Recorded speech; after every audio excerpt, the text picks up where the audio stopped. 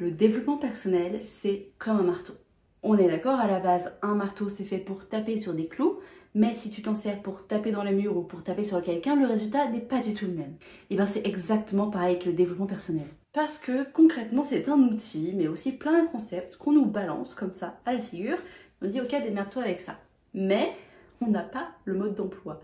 Donc on se retrouve avec un truc qu'on ne sait pas forcément utiliser. Donc on galère et on fait des erreurs. Donc je te vois venir, faire des erreurs c'est normal. Ça fait partie du processus d'apprentissage. Mais le truc c'est que comme t'as pas le mode d'emploi, t'es pas forcément consciente que tu fais des erreurs. Avant de poursuivre, je me présente, je suis Ingrid Demey, je suis coach et thérapeute holistique depuis 2016 et j'aide les femmes à se sentir bien dans leur corps et dans leur tête en se libérant du stress.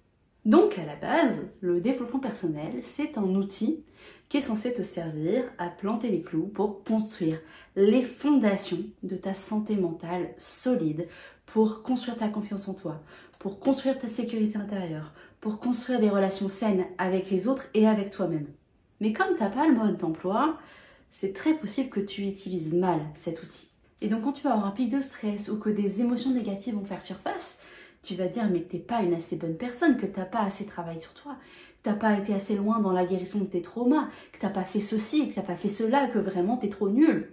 On est d'accord qu'à la base, c'était pas du tout censé servir à ça le développement personnel.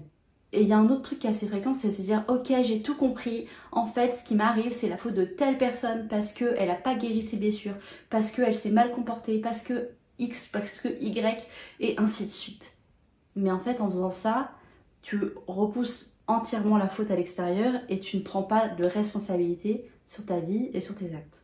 Si tu te reconnais dans ces descriptions, c'est pas grave. Ça arrive à tout le monde de faire des erreurs et même ça fait partie du processus d'apprentissage. Maintenant, si t'en as marre d'avoir cet outil dans les mains mais de pas savoir comment t'en servir parce que t'as pas le mode d'emploi, je te laisse t'abonner à la newsletter et si tu as besoin de conseils personnalisés et adaptés à ta situation, tu peux m'écrire ou réserver directement ton coaching avec moi via le lien dans ma bio.